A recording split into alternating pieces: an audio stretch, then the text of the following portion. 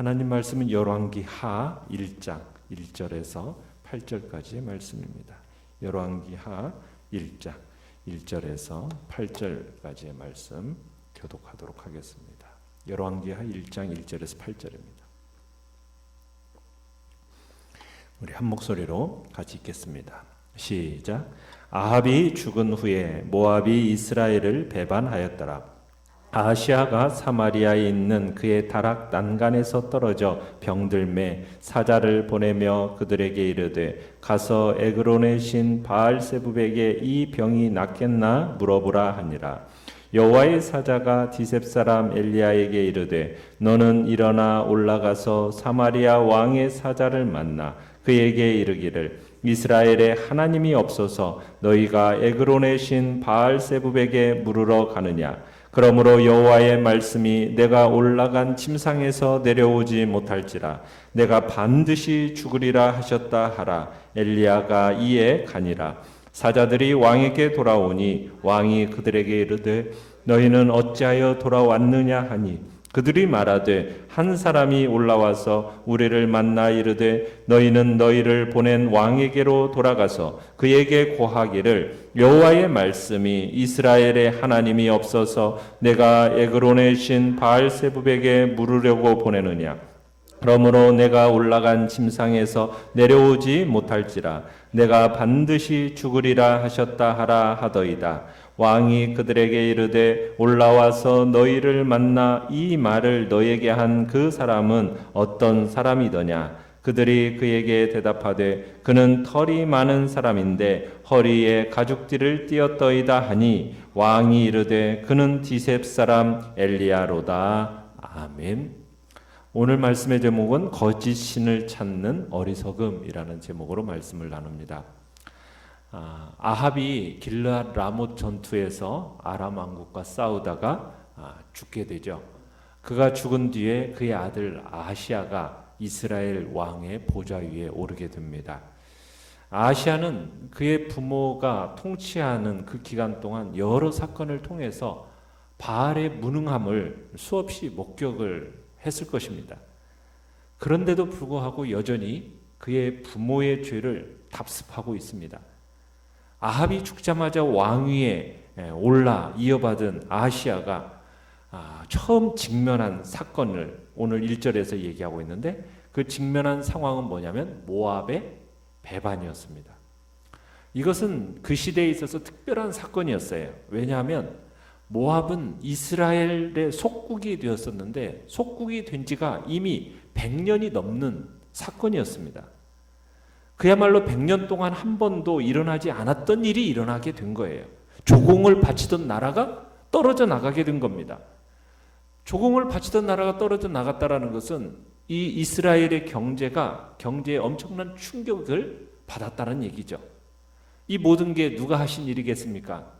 하나님이 하신 일이죠. 그러니까 아시아가 등극하자마자 엄청난 정치적 경제적인 손실을 당한 겁니다. 하나님의 경고로서 이런 일이 일어난 거죠.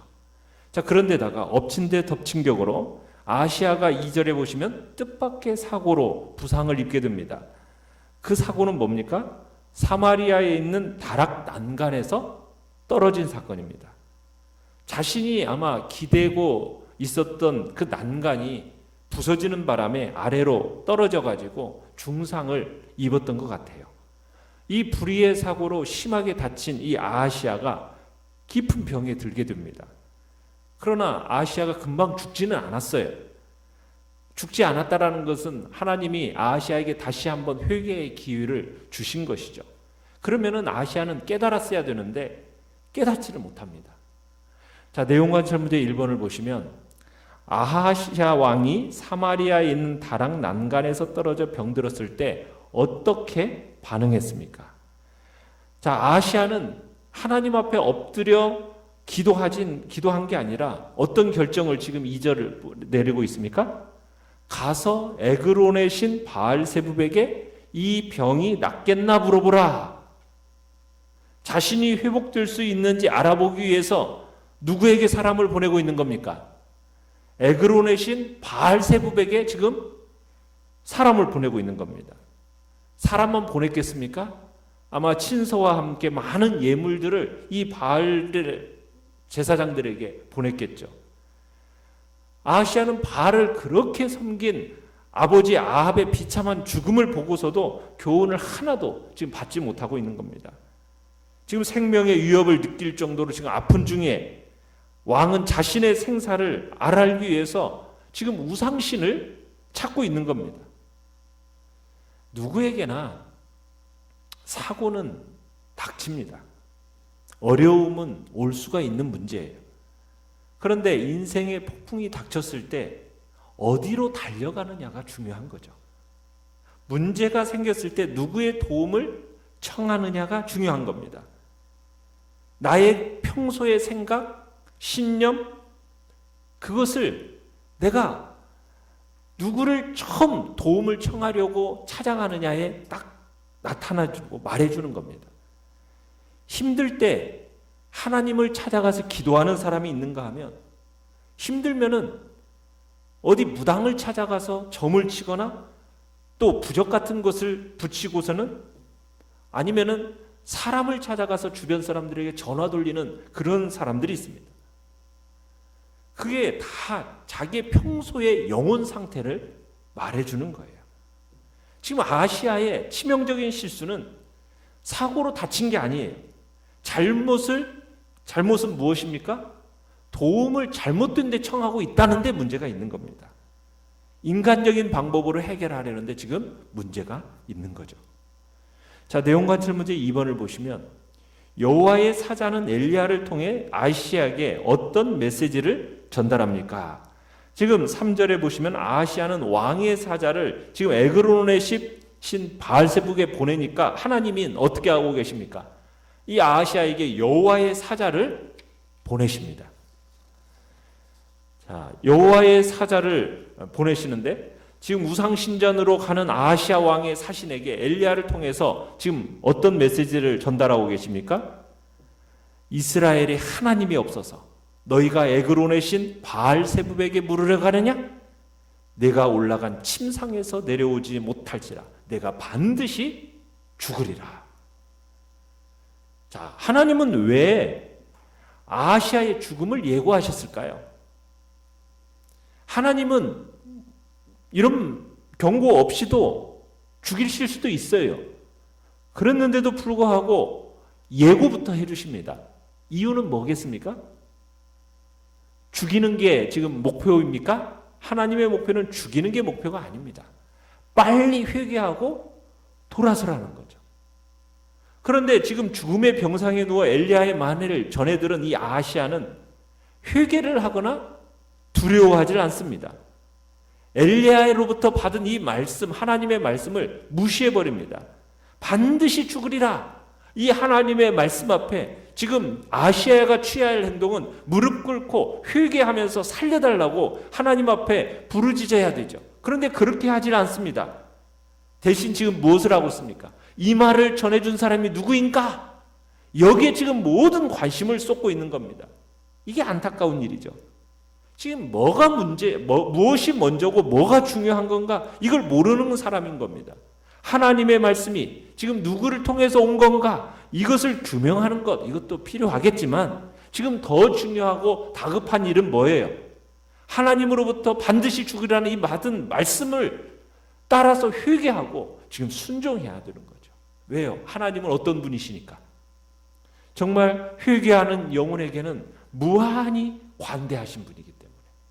우리가 그런 장면을 아합에게서도 보지 않았습니까? 아합이라는 정말 그런 사람조차도 진심으로 하나님 앞에 나아가서 잘못을 뉘우치고 용서를 구하니까 하나님이 어떻게 해주세요?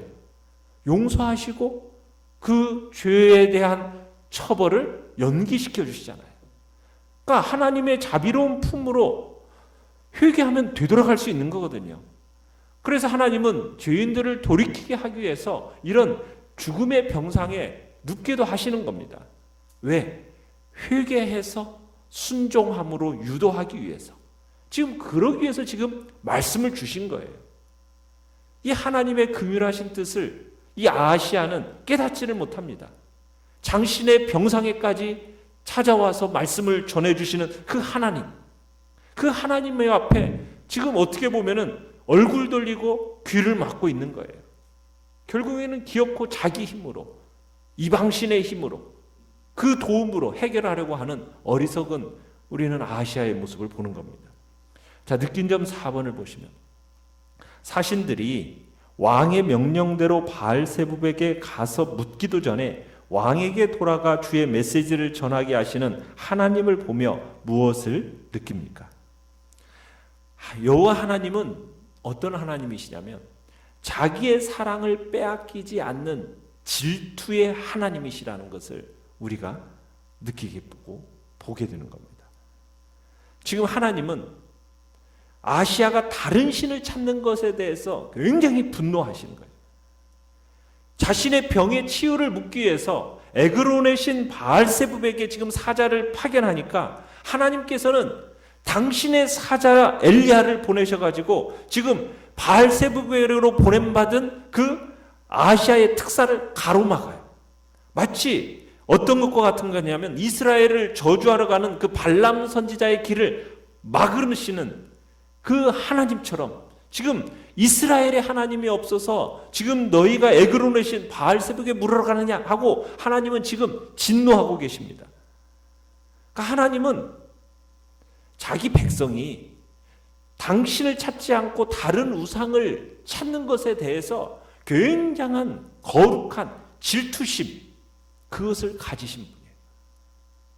하나님이 질투하여 분노를 발하셨다라는 것은 어떤 면에서는 질투의 또 다른 이면의 이야기는 또 무엇입니까? 사랑이에요, 사랑. 그죠? 사랑의 마음이 없으면 질투가 생길 수가 있습니까? 없습니까? 없어요. 지금 아시아를 사랑했었다는 거예요. 아시아가 비록 악을 행하긴 했지만은 하나님은 지금 아시아를 사랑했기 때문에 당신을 떠나서 악을 행하니까 지금 병을 통해 잘못을 깨닫게 하시고 회개할 기회를 주시는 것이거든요. 그런데 지금 이 아시아는 창조주로서 우리의 삶을 향해 완벽한 계획과 목적을 가지고 계신 그 하나님께서 우리의 주인으로 계셨음에도 불구하고 그런 하나님을 버리고 지금 또다시 우상을 숭배하고 그를 의뢰하려고 하는 것에 대해서 하나님은 참으실 수가 없는 겁니다. 왜? 하나님의 그 사랑을 짓밟는 행위니까. 오직 당신만을 사랑하도록 이스라엘을 택해서 당신의 백성으로 삼으셨는데 그 하나님에 대한 가증스러운 배신 행위가 바로 하나님을 버리고 다른 신을 찾는 것이거든요. 이런 배신을 하나님은 용납하실 수가 없는 거예요. 하나님은 당신의 사랑을 빼앗기고는 참지 못하십니다.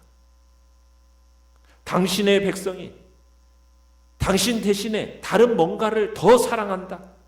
그런 맹렬하게 질투하시고 분노하시는 분이 하나님이세요. 특별히 그 질투로 인한 그 분노는요, 그 어떤 분노보다도 거셉니다.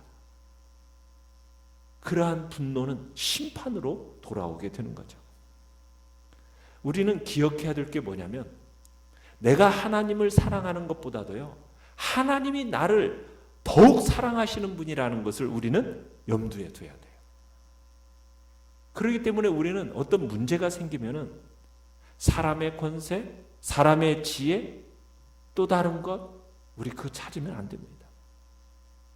우리는 장난 삼아서라도 무슨 오늘의 운세 같은 거, 아니면 무슨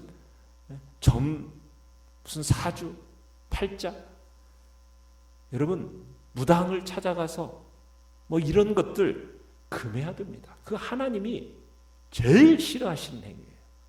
하나님의 눈에 다 우상으로 보이는 것들입니다. 하나님을 먼저 찾으라는 거죠. 하나님께 회개하고 하나님께 간구함으로 매달리는 거죠.